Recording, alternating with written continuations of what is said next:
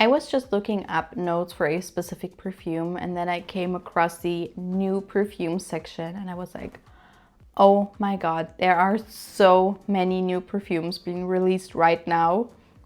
It's crazy. It's crazy. I told you my opinion about that in the beginning of the year. I think it's, for me, it would be okay to have half of the launches, but to have more time for the perfumers and the ones who create them to make something special and not just the seventh flanker of another popular perfume. But today I will share with you perfumes that are not flankers, but original releases that I am really interested in. And some of them I already sampled, so I can share with you a small, quick first impression. Let us start with Sisters Before Misters by Jusbox. That name had me chuckle a little bit because that was something I would say to my friends when I was like, I don't know, 14, 15. The main accords are fruity, iris, and sweet. And it sounds like it could be a really great perfume. The top notes are blackcurrant, lime, and ginger. The middle notes are orris, lily of the valley, strawberry, and banana. And the base notes are milk, sandalwood, amber, and sugar. Is this going to be a banana milkshake perfume? I hope so. This sounds good. I like all notes in here. And actually, Jusbox is a brand I really do like. And I love the idea. I love the Karaoke Heart and other perfumes like Cheeky Smile. They have good perfumes. I think they are a little bit under the radar. But maybe Sisters Before Misters is going to be the it perfume. I think banana is going to be one of the notes for 2025. And I hope a lot of people bring out good banana perfumes, because I also had the chance to sample another banana perfume that is not being released until I think the fall or midst of summertime.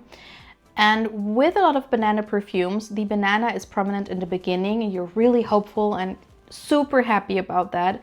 And as it dries down, the banana goes away. So I don't hope that this is going to happen with this one, but this could be a really creamy banana milk perfume. But we are lucky because 10 hours ago, Jessica99 did the review because she was able to sample it and she immediately ordered it after sampling it. So she says, definitely not a plastic banana to me, and the strawberry isn't synthetic or like a doll head. Instead, it smells like a burst of strawberry banana yogurt from the opening. If anyone remembers that, strawberry banana was one of their popular scent. This is how the milk note translates. Go-gurt. This is how the milk note translates, not in a super lactonic, sour, dense, or any other realistic milky way. It's go-gurt, I don't know what that is, brightened by a sweet lime in the opening, and maybe the tiniest pinch of zingy ginger, but not really, more so the lime. Dries down to a strawberry lime fruit juice with slight creaminess from the sandalwood. This one sounds really, really nice. I love my strawberry milkshake perfumes. And if I get a little bit of banana in there, I would be really, really happy. Then we have a new perfume launch by Jil Sander.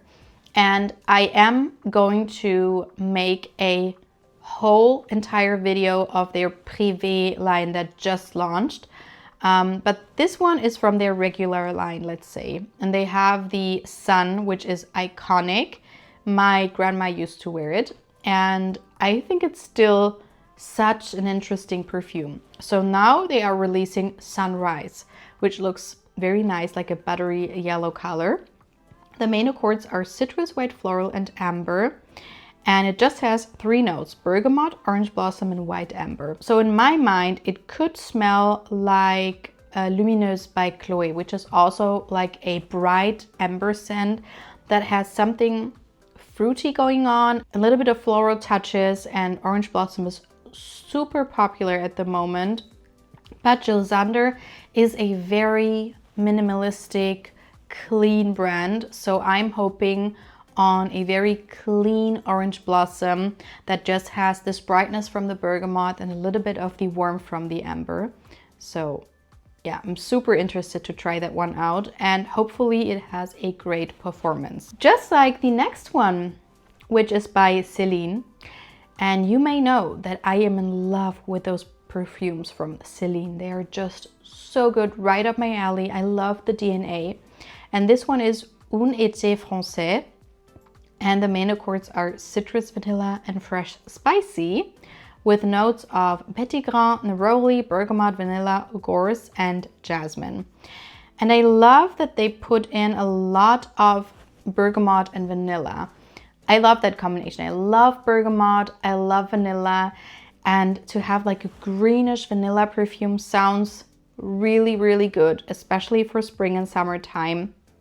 And I think this is going to be a perfume that could go into a more sharp direction, because neroli can be a little bit sharp, also jasmine. But I'm curious to see if the vanilla ties it all together and makes it creamy enough. But I mean, if this is going to be like other Celine fragrances, this is going to be a fluffy, light green jasmine that still smells subdued, but unique at the same time. Then we have this one, which looks so, so good. So this is by the Harmonist. It's called Florae, Nebulae, maybe? The main accords are citrus, musky, and powdery. And the notes are pink pepper, bitter orange, and bergamot in the top, apricot, datura, and Bulgarian rose in the middle, and musk, amber, and vanilla in the base. And this one is a perfume that just spoke to me because of the bottle color. I think it looks so nice. It looks like a juicy orange. And I mean, there is bitter orange in here and apricot. I love that there is apricot in here without the patchouli that is there a lot of times when you have peach or apricot. And this could be a very juicy, fruity scent with some slight spicy touches from the pepper and then freshness from the bergamot with some florals in there. I love the Yin Transformation Le Parfum version by the Harmonist, and I just got a perfume, like a travel size of Hypnotizing Fire, which is a super interesting perfume. So I am going to test this one out for sure. The next one is from Electimuss, and this is one that I got a chance to try already. It's called Morrocan Medjool. And this one has the main accords of sweet, woody, and citrus, with notes of dates, cardamom, grapefruit, bergamot, and lemon in the top. Dates, rose, jasmine, ylang ylang, and carnation in the middle, and cashmere wood, caramel, ambergris, vanilla, and oak moss in the base. For me, a lot of times they have a very specific DNA that I don't really appreciate on my skin. They are quite loud, and the Spice d'Arnaud, for example, is beautiful and is quite similar to this one. So to me, this is quite similar to La Mar by Kajal. And for that reason, I would say that this is my favorite perfume by Electimuss from what I smelled. I just sprayed it on the test strip one time, but what I smelled was lovely. It was a date perfume, and you know I love Jardins de Misfa by Une Nuit Nomade. It smelled quite similar to that as well. You have this combination of rose and dates with ylang ylang to make it a little bit more creamy and round, as well as the vanilla and the cashmere wood. But then you have this base that almost gives me like a slight Baccarat Rouge vibe. I think it's the oak moss and the ambergris.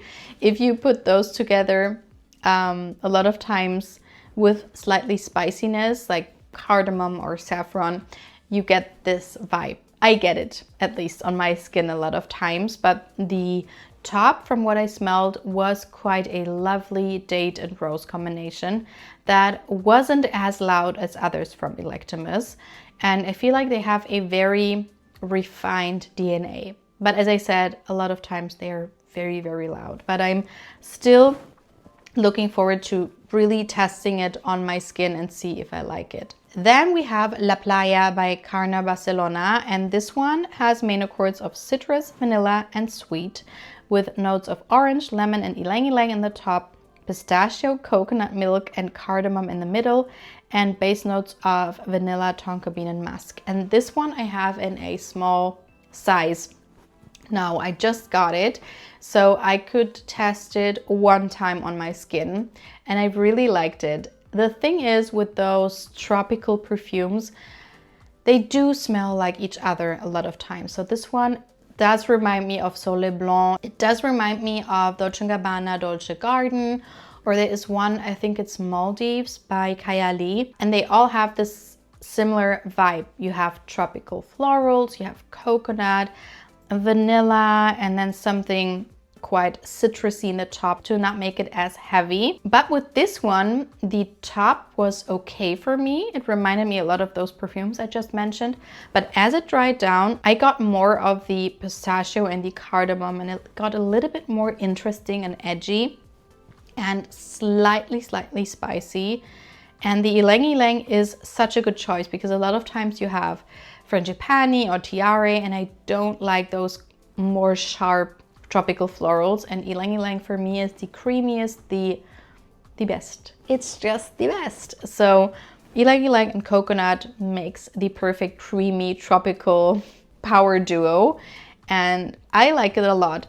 It's not as warm at the moment, so it's not really the time to discover La Playa, but once it warms up here, I am going to test it out thoroughly, and I'm going to tell you what I really think about it. And the last one is also one I got the chance to try out in stores. I was at a department store, I think 10 minutes before they closed. And so all of the employees from the niche perfume section were gathering together and smelling new perfumes to get like an impression of them. And they asked us to join them, so we did. And we got the chance to try out Oud Candy by Born to Stand Out, as well as other perfumes from that red line. But this was the one I was most interested in. So this one has main accords of sweet, woody, and oud. And this one has a lot of notes. You have sweet notes, brown sugar, milk, and nutty notes just on the base. The middle note is just white flowers, and then the base is oud, leather, saffron, oak moss, ambroxan, vanilla, caramel, sandalwood, cedarwood, and dark woodsy notes. And the base will let you think that this one smells like Baccarat Rouge again, but it doesn't really. To me, I was a little bit hesitant because Oud and Candy and Born to Stand Out is a trio I wasn't too sure about, but this one is actually, from all of the ones I tried from this collection, the smoothest and the one that was not as loud. This was very subdued, very suede-like. There is this leather going on, but I feel like it's like a suede leather. And the sugar in here, the brown sugar, really smelled like brown sugar, like airy, fluffy brown sugar that you smell in the air. Maybe you have milk on the stove and you put in some brown sugar. And that is what I got with this suede note and a little bit of the oud. It was quite a nice experience. It wasn't wowing me from the first sniff, but I was really intrigued about that. And I don't really enjoy very loud leather oud combination perfumes, but in that scenario with the sweet notes, the brown sugar, the milk, it really left an impression on me. So I'm looking forward to smelling all of these perfumes again and test them on my skin because I just had them on a test strip. But for me, that is really typical of thinking, don't judge a book by its cover, because you never know. You never know, and this could be something that you feel like you're not gonna like, and then in the end it's going to be a new favorite perfume. Maybe not, I don't know. But these were the perfumes I wanted to talk about with you today. Let me know which new perfume releases you're super excited to try out, or maybe you already tried some of these. Then please let me know what you think of them, and I hope to see you in my next video. Bye.